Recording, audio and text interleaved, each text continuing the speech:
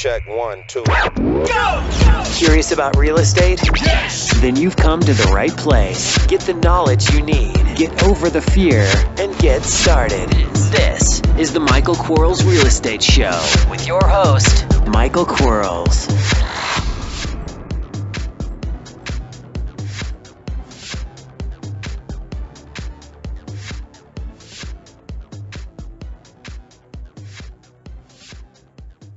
Hello, everybody. Michael Quarles, podcast episode number 11.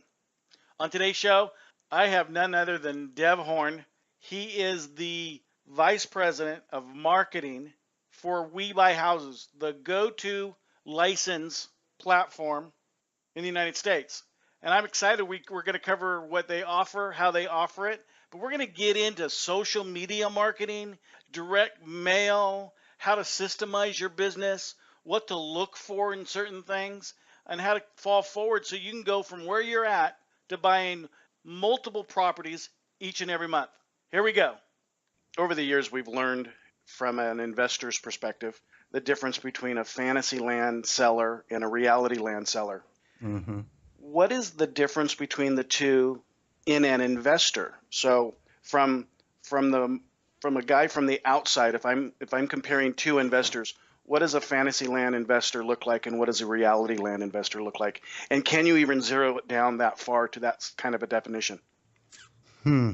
I think they, anybody that's been doing it for a while kind of becomes a reality-based investor because, well, you might come into this, like, let's say you went to a class and you spent who knows how many thousands of dollars to be taught how this easy business, and you're just going to go out and put some signs out and make $40,000 a flip, and you're kind of taught that. When you come into this world of actually executing and actually doing it, you find that it's not as easy as you were told in that that fantasy-based kind of world. What we our relationship with investors is an ongoing relationship. Where we they pay us a monthly fee to use our platform and services and brand. And in the world where you have an ongoing relationship with someone, it has to be reality based, because if you sold them a fantasy, by month 2 or 3 they realize that and they quit, right? And so those guys who sell a one-time course, they try to get as much money from people as they can. They sell the fantasy. They don't have an ongoing relationship with that person, so they can kind of get away with that. They can get away with selling this false dream kind of deal. Yep. I think this is a great business, by the way, and I don't mean to say it's not in any sense, but it is a business, and we've just found that people that come into it understanding and that what it is and that they need to put certain processes and things in place to run that business. Those guys have more success because they understand that it's not just a put some signs out and cash some checks kind of deal that they've been told. One of the things I have found, and I try to communicate it as much as I can when I talk to investors, I think there are 3 aspects of our business that we really have to focus on. And being a marketing guy, naturally, I'm going to put marketing in as one of them. And marketing is not, I'm just going to send out postcards tomorrow kind of thing. Mm-hmm. It's who am I going to send them to? Why am I going to send what I'm sending? When am I going to send it again? How am I going to answer the phone? All the things that are around lead generation. And then I found that the second one is negotiation, where okay, so now we have an opportunity that presents itself. How do we negotiate that opportunity? And it's, I hear a lot from new investors that, they've heard the rule, ARV minus this, minus that, or times something, and this is what you present. Well, the negotiation's a lot more than just coming up to a dollar value and saying, seller, this is what I'll offer you. And so I think negotiation is right next to marketing from what you need to learn. But the third thing, and this is where I see a lot of people falling like face first and falling out of the business because they never did this in the beginning of their business, and that's systemizing it. If we look at some of the core basic systems that we have in life, and then magnify those and put those in place, and then the understanding of those in place, so where we never run out of toilet paper kind of thing. because it's a pretty crappy job if you run out of toilet paper. But there's a system behind it, and there's a system behind making sure things get done on purpose so that eventually an investor, my goal for every investor would be to stop having to be an investor. So that doesn't mean they're going to stop being one, but stop having to be one. Michael Gerber wrote a book, The E-Myth, and he talked a lot about the technician, the manager, and the entrepreneur. And we should all want to go to the place of working outside of our business and not being the guy or the gal that knocks on the front door and steps back, or the guy or the gal that orders postcards or, negotiates with the seller. We should be just cashing our checks. And ultimately, we should only confirm that our business has enough liquid asset to be in business. That should be our only job. And outside of that, but most investors don't look at that. What is the We Buy Houses approach on those three topics? Wow, big question. So you mentioned the marketing, the negotiation, and systematizing a business.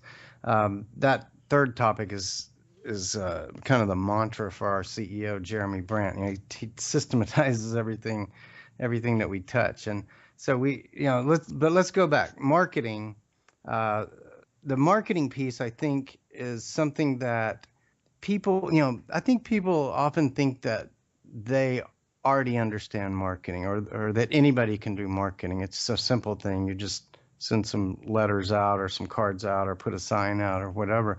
But, as you start to better understand marketing as a business person, you start to understand that I've got, to define my audience, I need to define my message, I need to decide what media I'll put that message out on to reach that audience. And so in a way, marketing as part of your business can and should be systematized.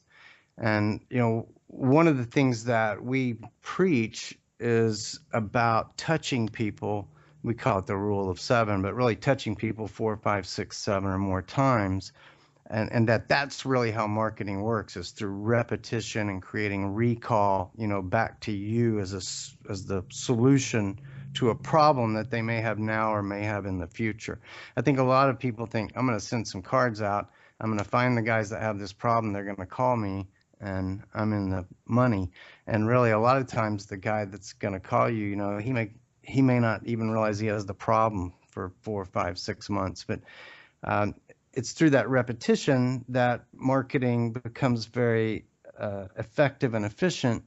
And so I think one of the keys for anybody coming into this business for that first topic of marketing is to figure out a way to tightly define their audience, their message, the media, and then systematize that so that they get those multiple touches and can create kind of a feedback loop or a recall loop back into their business. We could go for days on the topic of marketing and probably bore everyone to tears, because that's really, I'm a 30-year marketing guy, and so marketing's probably my number one passion. I want to move to topic number 2, though, in negotiation. And, a good friend of mine, Brian Gibbons, is a guy many of you may know from Coach out in LA. And, he and I were talking one day, and he said, so many people think that learning about this business is learning how the little technical things of, a lease option versus this or that. And he said, really, what I've found, the number one thing people aren't very good at is negotiation. And they think this is about some kind of a formula. And obviously there's formulas and numbers and calculations involved in our business. But I believe, as you mentioned before, Michael, this is a people business. When someone contacts us, they've kind of acknowledged that they have the problem. And now we want to go engage with those guys and present. Well, first, we want to engage with them so that we fully understand their needs and their problem, so that then we can present a solution to them that in a consultative way, not a, take it or leave it, here's my number kind of way. We really kind of try to be consultative. And that's kind of part of just a mentality of negotiation, that I don't want to go in and create an adversarial relationship with this person. I really want them to see me as a solution provider. And, anything that I present to them, I'm presenting the logic of how it solves their problem. And um, through that interaction, deals happen. Um, Often, though, if you're just going in with that ARV times 70 minus repairs type formula, there's no deal that's going to happen because it's almost like an externally generated number where what really happens in most of these deals is we roll up our sleeves, we meet with the seller, we talk about their problem, and we present a compelling solution to that problem. So negotiation is probably, people could learn any one thing to supercharge their ability in this business. It would be to learn to be an effective listener, consultant, negotiator, and problem solver. I've always said that, at least I've always thought it anyway, and said it quite a few times, that if we can tell if we're a good negotiator, if at the end of our conversation with the seller, they sell us our ideas. Yeah, it's good. Because what I found was, in all of the years of doing this, if the seller doesn't own it, it's hard for them to agree with it. But the moment they own it in a sense that it's their idea, right.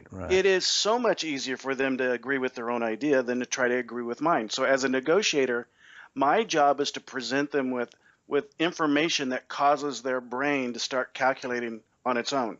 Mm-hmm. And so that's why I tell people, I've taken it to this point where I'm not giving the seller an offer. They're giving me the offer. Inherently, I am giving them an offer because I'm speaking in a way that causes them to think and logically come to a conclusion that I need them to come to, but in their own effort. And so I play a big role in negotiation.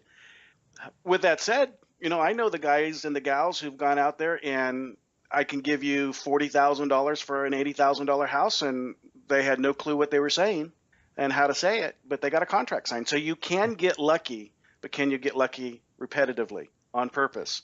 Can you get lucky when somebody else is doing it on your behalf? Those are the skill sets, and I think the systemizations we need.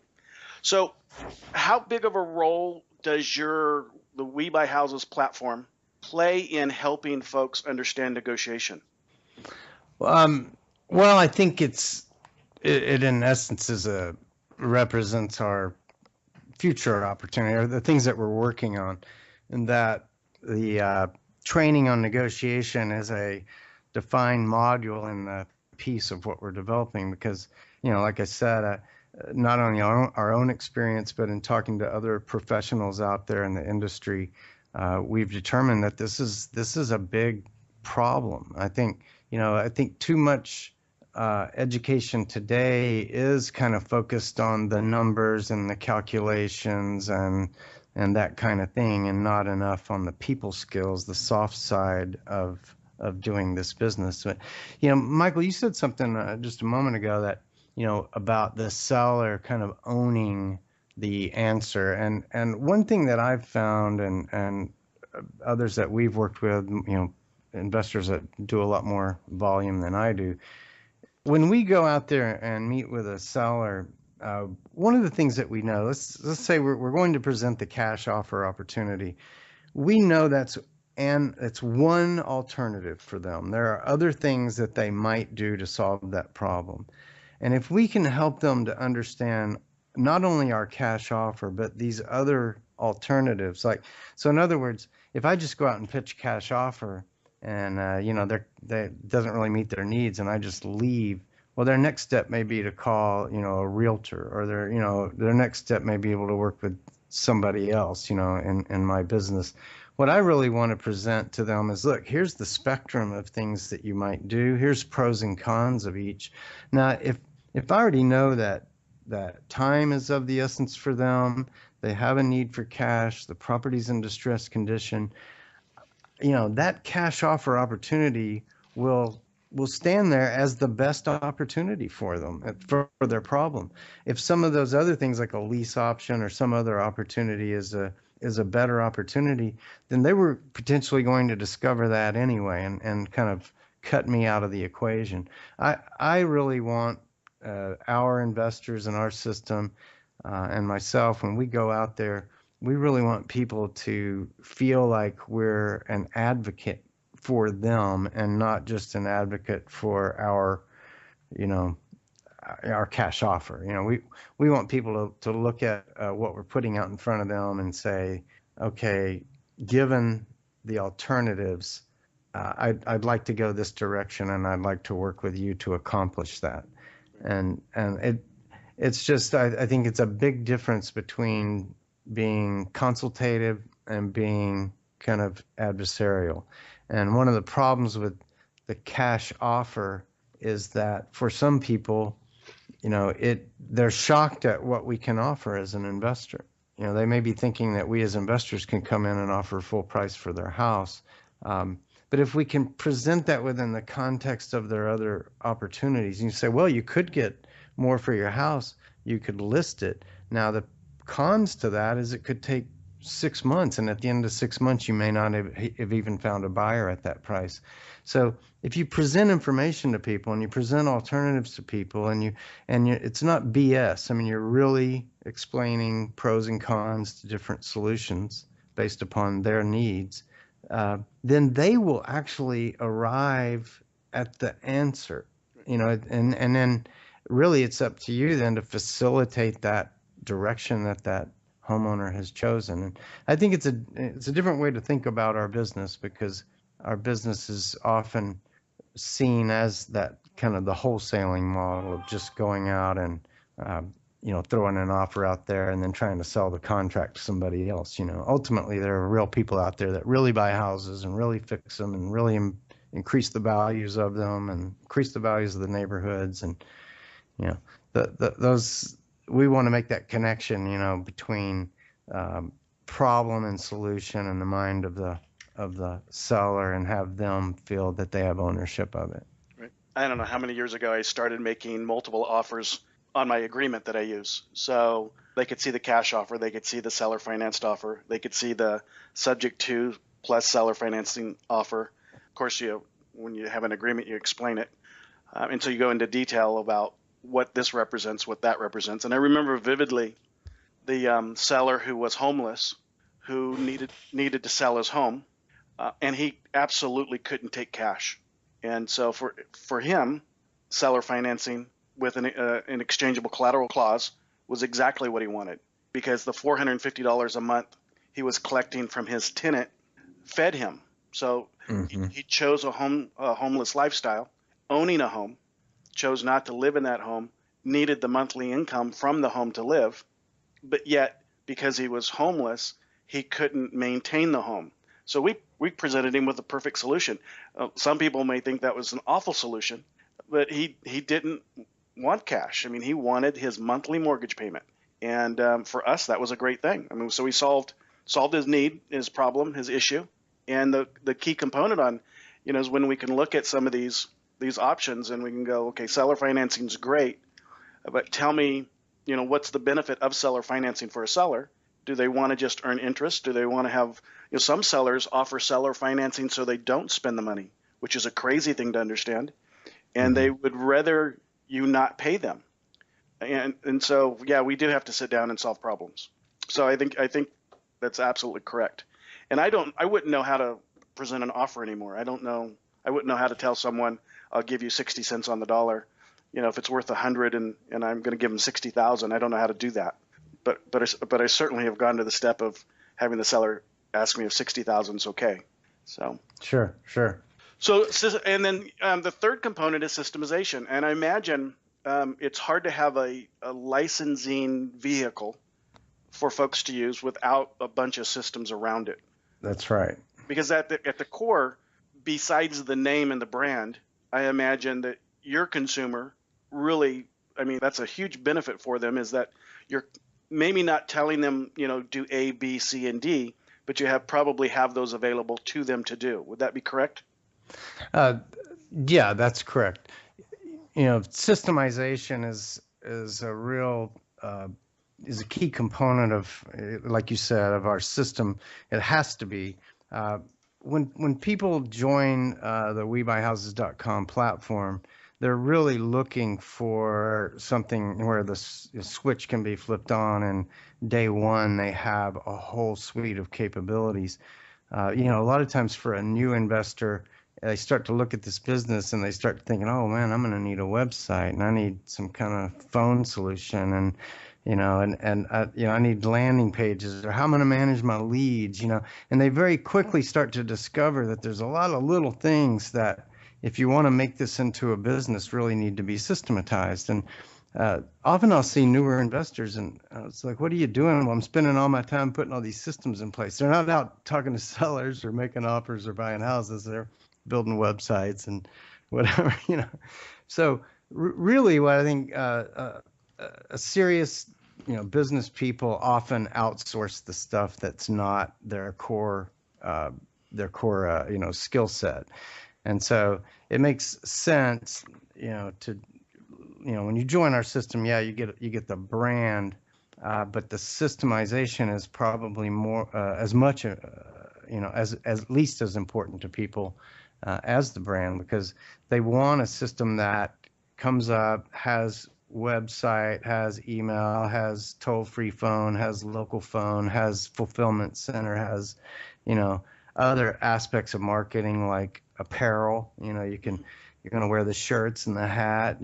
What about, to wrap a car, Well, if you were going to do all that stuff from scratch, yeah, you'd spend your first year just doing that stuff and not doing much real estate investing. And so I think a lot of the guys, as they get larger and they start to, they're starting to do more of a recurring business, they start to look to outsource some of those things because they realize this is not how I make my money. I don't make my money by implementing phone systems or email or websites or marketing, direct mail programs or whatever. So that the turnkey nature of it is at least as important to our investors as the brand, and because they see a lot of value in both parts of that. Yeah, I'm always amazed, and probably it's because I always have my marketing mind on. But on a daily basis, I receive emails from investors who, and I'll use an example, and it's probably, if it's real, I apologize to anybody who owns it, but they'll say, I buy houses at AOL.com. Mm-hmm. I'm talking about the first impression is not professional. That's the first impression, which isn't professional. Because if you can use a URL as an email address that tells someone that, one, this is what I do, and secondly, I must be professional because not everybody in the world can have the We Buy Houses brand or URL. What a significant factor. Instead of using your personal AOL or trying to come up with something, if nothing else, having that email address will go a long way. But that's just my opinion and my pet peeve about email addresses. It's Jeremy Brown, our CEO. It's his pet peeve as well.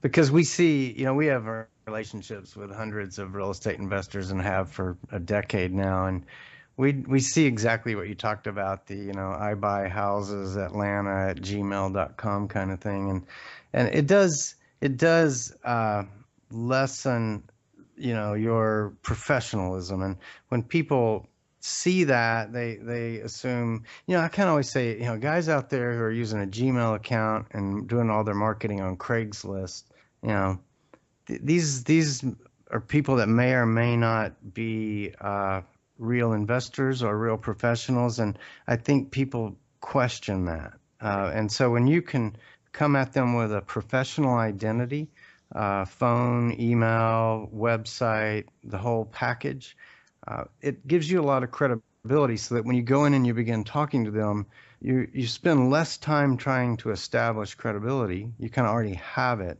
and you spend more time in that role of solution provider, which we think is so important. Right, and you brought up wrapping of a vehicle. When I wrapped my van with my brand and my phone number and all that kind of stuff, naturally I didn't wrap it, so I didn't go out there and place the wrap on my van. But what I did do is hire a graphics person to create the graphics. So there was like probably $750. And then I hired a sign company to manage it and put it all together. And I'm thinking, and then I still didn't know if what I was designing was what should be designed and put on a van kind of thing. Mm-hmm. I had to do all that research. And the fact that I could just call somebody and say, hey, do you guys happen to have whatever it is? I imagine if you've created it once, you probably saved it. And when you created it, you put thought into how to create it and what message works the best. So the amount of time that I would save so I could actually be in the real business that I'm in, which is making presentations and buying houses, or teaching someone how to do that so I don't have to do that myself, I think it's a better thing. And I feel really, really, really bad for people that don't yet have a budget to market, and so they'll do their own direct mail, or they'll, whatever it is, they'll do it themselves because they need to save the $14 that they could save by not hiring it out, or the $20 or the $100. And I would like to be able to tell them the amount of money that they're actually losing by doing that. Hey, I also think people, this is just something I've noticed over the 30 years of being a marketing guy, is people assume marketing is easy, or that they don't realize there's a lot of science to it, that there's a lot of testing to it, that we use a lot of data to make our decisions about what works or what doesn't. That, people just assume, oh, it's a simple thing, we all see advertising and marketing all day, every day throughout our lives. And I think a lot of people assume that it's a relatively easy task, but it's when they start doing it and they start realizing, oh, I'll need this and I need this and I need this, that pretty soon, and I've seen it on Bigger Pockets where people are posting about how to do, web pages or how to do different things. And I just always think, wow, that's not really real estate investing. I guess at some point you'll finish all that startup activity and you'll start to actually play the game. But well, one of the things that happens, and I see it a lot, is that time is money. So I equate money, like real money, like you have money, and time to be the same thing. And so they'll spend all their money doing things that they don't have to do. Mm-hmm. And I understand, and I'm type A personality, and I'm a control freak, and I want to be the guy that knows everything about everything. I get that. But I still hire the people that are really good at the things that I'm not. And so it's like my graphics guy. I mean, he can punch a button and he can do something, and I'll take all day to find the button to punch. But there are some days that that's what I want to do. But I also know that I'm wasting a lot of opportunity by trying to find the button. And, it's nothing more frustrating because I come over here and show me where the button is, and he comes over and he punches the button. I'm thinking, are you serious? I just spent the last hour and a half looking for the button. And so we all do that. But those of us that have successful businesses typically hire those people that punch the button, that have been trained to know how to do that, that's what their job is. And so we can go and do what our job is. And ultimately is to make as much money as we can in a moral, ethical, and legal manner. So, yeah. I would, Ron LeGrand, when I met him, I heard him say, the less I do, the more I make. And I thought, that's a bunch of BS kind of stuff. But the less I do, the more I make. And because it's a true thing. We had emailed back and forth, and you talked about Facebook and YouTube. My big old fat ears perked up, like my Chihuahua's ears would perk up when I say her name. Her name is Precious, by the way, Dev. So you probably didn't think I had a little Chihuahua dog. I just don't picture you with a little dog named Precious. But I wanted a miniature gorilla, but they wouldn't let me have it. So there you go. But anyway, now that I picture you with. So my little Precious Chihuahua, her ears perk up every time I call her name, and my ears did that same thing when I read your email regarding Facebook and YouTube, which is an enormous world. If you haven't set yourself inside of it from an outsider's perspective, it's an enormous world. When you put yourself inside of it, it gets even bigger. So tell me about your thoughts on those markets, or medias, I should say. Yeah. So as far as social media, and we've been doing a lot of testing, and I do testing. I have a test market area, which is kind of my We Buy Houses territory, and I'm like a guinea pig.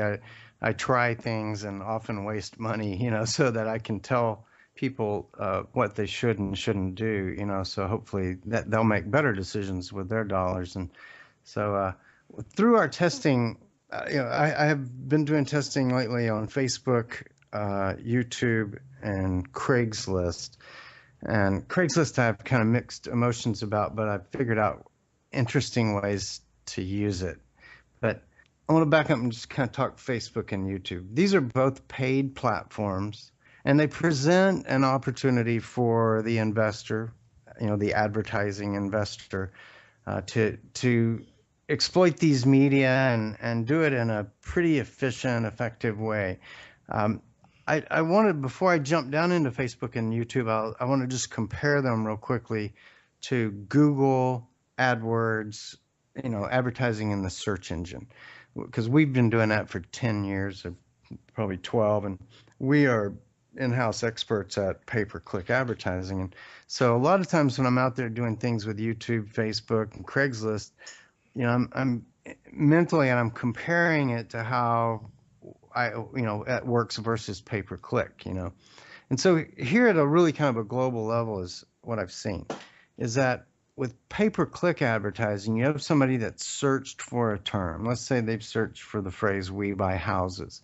That person, they're searching for "we buy houses" because they've seen it on signs. They're looking for a real estate investor, and they're searching on Google.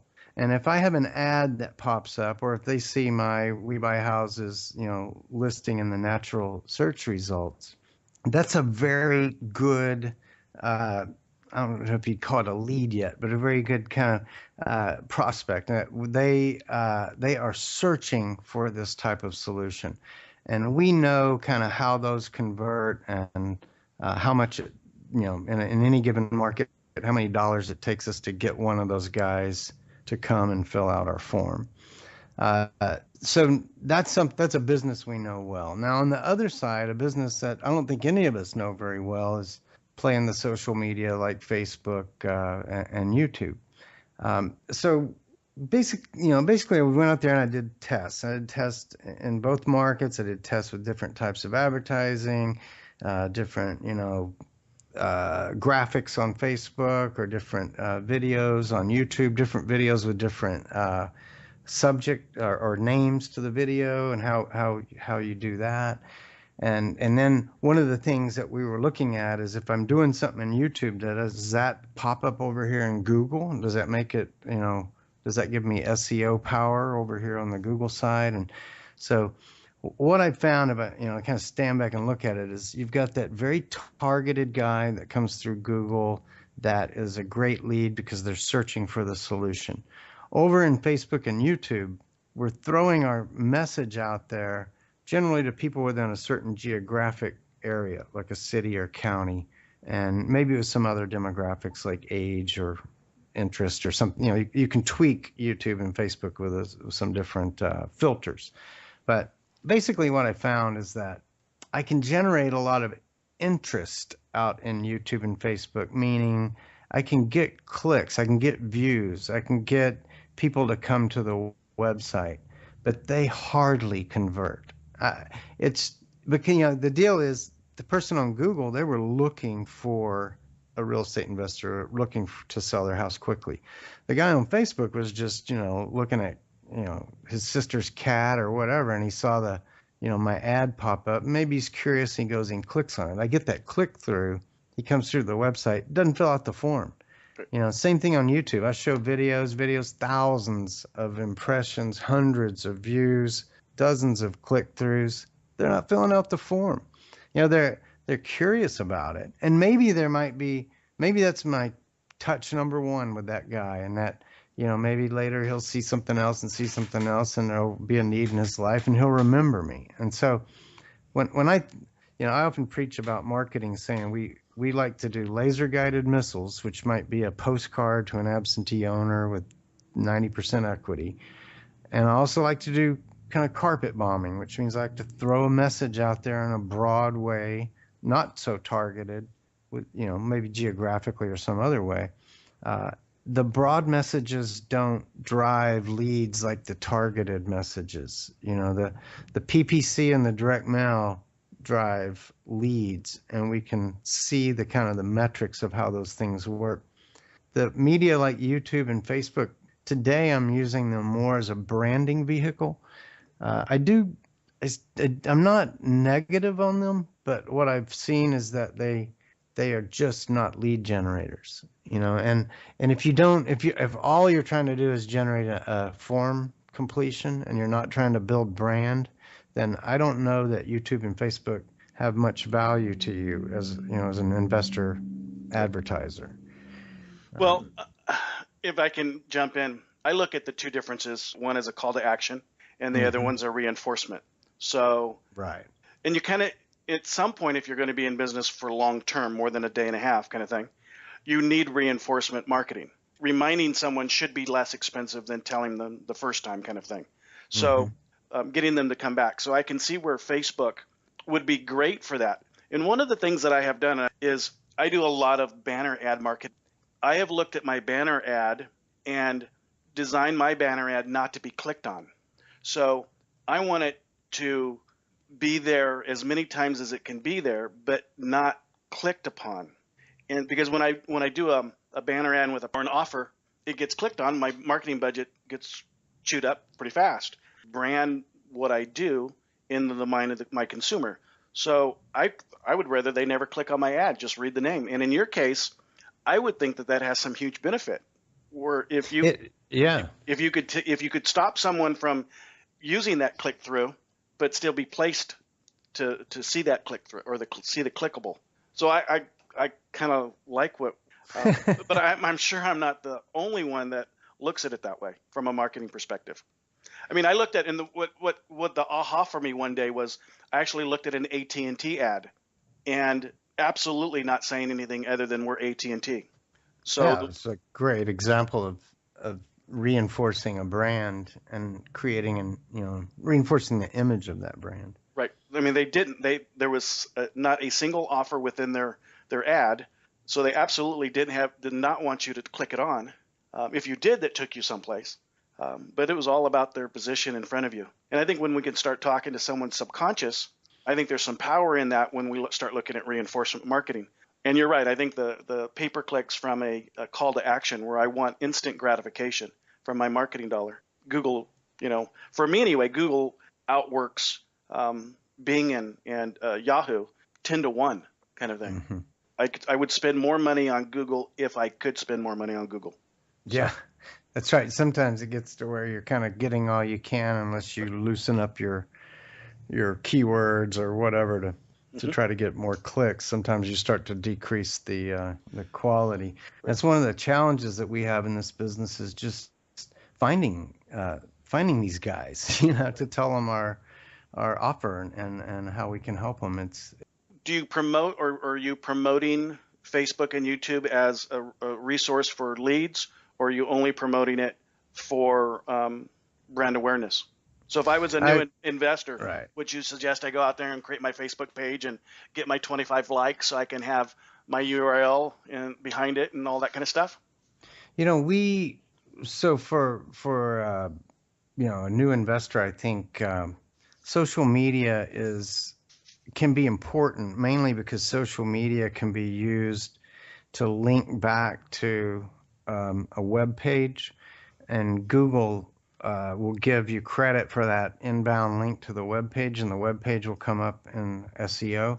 So one of the things that we preach to people is how to use social media, Facebook, YouTube, and other tools, Trulia, et cetera, to create blogs, et cetera, and just get links out there coming back into their website. In our case, it might be like a city page. Like I have webuyhouses.com/tx/Arlington is my city page, and I drive traffic back to that through social properties and wherever I can, really. And then what I've seen is that page rise up, into the 2 or 3 position in most cases. But I think just in a general sense, when someone joins our system, often the first thing that we suggest is to go ahead and get in place a consistent direct mail program to the absentee owners in your market that, whatever criteria you want to put on it, limit it by price of the house or whatever, but find your pool of those absentee guys and start to hit on them every month. And then that's one piece of a marketing strategy. And that is an example of laser guided missiles where we're shooting at a particular person, with our offer. And then as your budget allows, there can be other laser guided missiles as well, but I like to at some point have that what you call the reinforcement layer, which is just show people the brand. And so I'll give you an example of how we did this in YouTube. In YouTube, we take advantage of a couple of their advertising options, but one of them is in stream. And these are the ads that when you go to watch a YouTube video, the ad pops up and you can skip it in 5 seconds, right? Right. So we designed an ad that in 5 seconds says our pitch. Want to sell your house today, not 6 months from now? Call WeBuyHouses.com.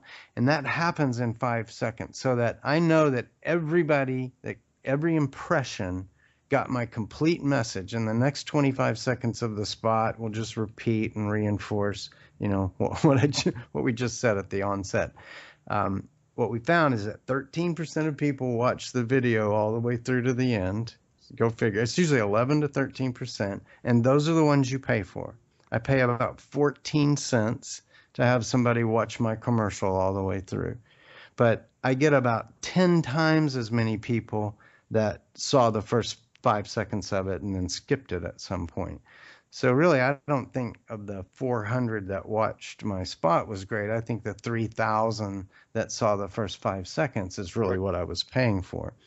Same thing in Facebook. We have ads that really I think they violate the Facebook ad standard, but they just say "We Buy House," like that little box that appears in the sidebar of the Facebook is a "We Buy Houses," like a customized, stylized logo that just takes up that whole space. And just like you, I'm kind of thinking, I don't necessarily want you to click on it. It's the brand, and I just want to, and it says what it is. We Buy Houses. Everybody knows what that is. So I don't really need to have a, much more to it, right? Those people that need it know what it is.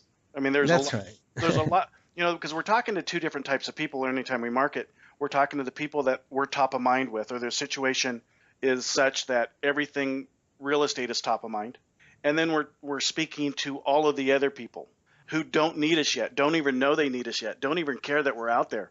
But we're embedding ourselves in their brain. So when they do decide they need us, and if they see us again, we'll have some position power for no other reason other than their brain has remembered us. There's so much truth to that, which is why some brands have multiple brands, and they don't shelf a brand just to have market share. Because Coke could take all their waters that they sell and just have one water bottle. But they realize the impact of all the different brands that it's had in people's brain, and that's one of the assets that they bought when they bought that asset, that water brand. And so I think that reinforcement marketing is good. Now, a new investor, they probably ought not to go out and spend any money on reinforcement marketing. That's right. I agree.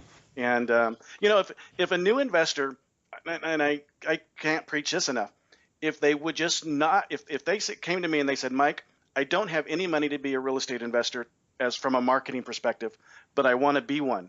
What do I do? Well, I tell everybody, well, your center of influence should be one of your prospect groups anyway.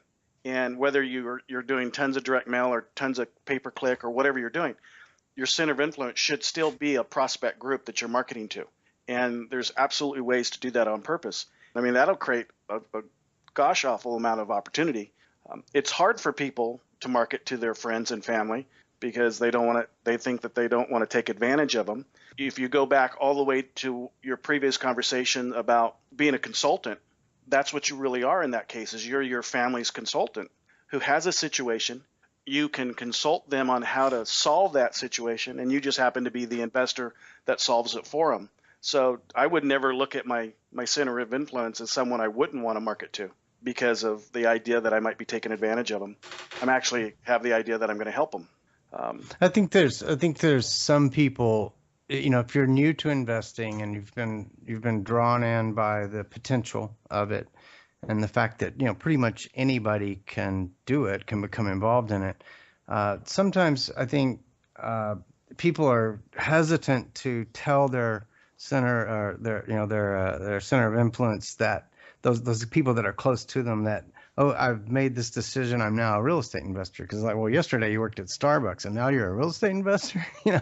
But I think one of the things that it's important for the new investor to do is to get a lot of knowledge about real estate and about this business, so that hopefully the people that are close to them have been aware that they've been in the process of learning and getting that knowledge, and not necessarily getting your real estate license, but just getting, education and learning about real estate and learning how to buy it and sell it and make money with it, so that when you do come back to your center of influence and say, hey, guys, I just want y'all to know that this is what I'm doing, that, people say, yeah, we knew that's something that you were working on. It's not just like, yesterday you were selling electricity and today you're a real estate investor. And I don't mean to be mean, but there's a lot of guys out there that are kind of opportunity seekers. And yesterday they were selling electricity and today they're a real estate investor. Tomorrow there'll be something else. But, I think it goes back to this.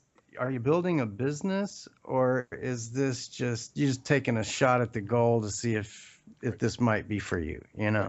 The two different mentalities as people approach this. Well, life gets in the way, and we have stumbling blocks, and we fall down, and most of us get back up. We're bruised a little bit, and maybe we're bruised so much that we have a bit of a fear. Maybe we've cried wolf before, and we tried something else that didn't work for us, and so it's hard for us to tell someone that we love or who cares about us that we're going to try something different. Mm-hmm. And at the end of the day, the only thing that matters is that we do things ethically, morally, and legally. We do things that we want to do that's going to better ourselves.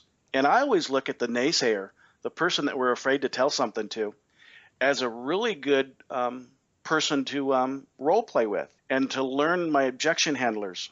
Because if I can't tell my dad that I'm going to be a real estate investor because he knew I tried to sell insurance or Tupperware or whatever it is, mm-hmm. and he's just going to rake me over the coal. Well, I want to use my dad, who's going to do all that to me. He loves me. He's not going to hurt me. Who's going to do all that and tell me that I can't do it. And I'm going to use that to convince him why I can do it. Because if I can get over the hump and the hurdle of convincing my naysayers that what my actions are good and I will be successful, then when I knock on the door of the seller, talking to a seller is going to be a piece of cake. The objections are different, but the attitude is the same. And we have to have that positive, I am a professional guerrilla, I call it my guerrilla attitude, mind frame. I'm there to buy a house. I'm there to solve a problem. How can I help? And rather than being apprehensive of knocking on the door and having sweaty palms and that kind of thing, I'm there to solve something. I'm there to buy a house. It's the only reason I'm there. I'm not there to look at a house. I'm not there to evaluate the house. I'm there to get an agreement signed and to confirm what I know and determine what I don't know. Let's assume for a second that I'm a guy or a gal who's, maybe I'm at a level. Maybe I'm buying 3, 4, 5, 6, 7 houses a month. Maybe I'm a wholesaler. Maybe I'm a flipper. But here's what I'm not. I'm not happy in my success in the fact that I can't do it on purpose. Yes, I can send out marketing, and yes, I can buy a house, but there's something that's missing. Something that I can't push myself over the hill or up on top of the hill. What can you do to help me with that? Why would I want to say I'm willing to be a we buy houses guy or gal, or over just staying where I'm at? How can I do better through your system?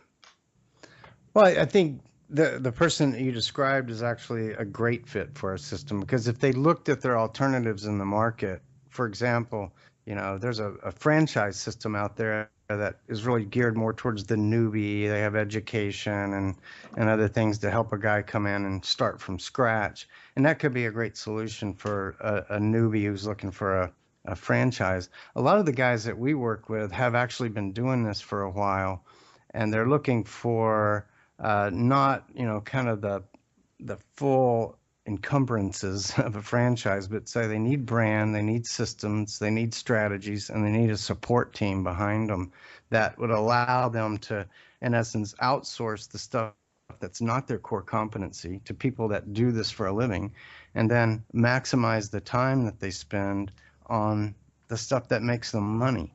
And so when we talk to a lot of these guys, we find that they've been doing marketing and some attempts at branding and things like that in their market, but it's been piecemeal, not always consistent in their approach. It's been, they shotgunning different ideas. And so a lot of what we bring to people, I think, is not only the brand, the systems, the strategies, and the support, but we bring, kind of an idea of discipline that, if you're coming in here, because, if you're working with somebody that's been doing this for a while, you're not having to sell them on the idea that this is a business. They've kind of figured that part out. But the question is, how do I really ramp this business up? More, I think what you'll see from us, and the messaging that we're giving to some of these larger investors is that, they can build that brand in their market and ultimately resell that license. So let's say I licensed, Los Angeles, and I built value. I spent the next 10 years promoting We Buy Houses in Los Angeles. Well, at some point, if I want to step out of that business, I can actually sell that license to somebody else because I've now increased the value of it, much like I bought a house, increased the value of it, and sold it for more. So one of the things that we really want to do for investors is to not only give them the components of a business, but also some of the upside of what comes from building a brand inside a system like ours, so that it's a partnership. They're not out there building our brand, it's their brand. And so I think that's the biggest thing that we really offer is that, complete solution, and the discipline that helps people to implement that next level of business operation and really go from 5 houses to 10 houses, or whatever their goal might be. When you brought up, and I believe I know who you're referring to when we talk franchises. There's basically one company in the country that does that. However, some of the folks that are listening may not know the difference between a franchise and a license. Mm-hmm. Not in 30 seconds or less, but can you quickly define each of those and how they differ, how your solution would be better for me to choose over maybe that expensive franchise? Yeah, good question. The difference between a franchise and a license is within a franchise system, you actually, they basically become part of your business. It's not like you're outsourcing something to them. They are really integrally linked into your business, whether it's the marketing or the systems or whatever. But in a franchise, quite often what you see is that as you succeed, you pay more, right? So that we call that the success penalty, that the more houses you do, the more deals you do, the more that you're going to pay them out of pocket. In our system, there's an upfront cost and then a flat monthly fee for the services. And so as you succeed and build and grow, you're still paying us, what you were paying us on day one. We don't take a part of your business. So in a license model, we're licensing these components to you to use in your business and exploit, but we're really not participating in the upside of your business. Where in a franchise, it's a lot more integrated. They are actually part of your business and they participate in the upside of your business. And so franchises can become pretty expensive for people that are very successful. I've learned about the franchise model, especially with referring to the company we're referring to, is the amount of marketing they require you to do and how directed they require you to do it. So as an example, in their core belief, they have a certain type of marketing that they use, and requiring a franchisee to spend a considerable amount of money in that arena isn't necessarily, in my opinion anyway, isn't necessarily the arena that they should be spending advertising dollars on. It's at best a reinforcement model instead of a call to action model. And I mean, we really do want to find the seller that wants to sell today, and it is important that we find the seller that wants to sell in 10 years, but it's more important to find the one that wants to sell today. Yeah. So I think their model's broken, but they have to charge so much and require that you spend so much money in advertising their franchise name. it really harms you. So, I mean, I get a lot of the guys and the gals who, in their quote unquote, unfortunately, were franchisees, that step outside of it because they have to have that instant gratification from a marketing perspective that they just don't get with the franchise. So, how much from a licensed brand do you require your licensee to market or do certain things, or do you just give them the tools and the education and the statistics on if they do this, this will happen? Yeah, it's the latter, and because I think that really goes back to the difference between a franchise and a licensing model. Is in a franchise agreement, you do agree to a certain amount of marketing dollars every month, and so in a licensing model, it's just exactly like you said. We kind of give them information, tools, knowledge, but it's really up to them to decide what to do. And one of the things that we see, like for example, a lot of investors take July or August off. They go summer, they do things with the family. They don't want to spend $5,000 on marketing in August. And so in our system, you spend what you want when you want. It's really up to you. You're building your own business, and in a franchise model, it's a lot more planned out. You're going to put, and in fact, if you don't have success one month in the franchise, there's actually a minimum amount that you have to pay. That's almost another type of penalty, like you didn't do anything penalty. Right. So we know that in August and December, investors go dark, and a lot of them don't do advertising in those months. And if you were forced to do it, it would really add another cost and another burden on your business that may not fit your ultimate goals. Right. Absolutely, I agree. It's been a pleasure. I appreciate the opportunity to say hello. Thanks for listening to the Michael Quarles Real Estate Show. Get more info and stay in touch at michaelquarles.com.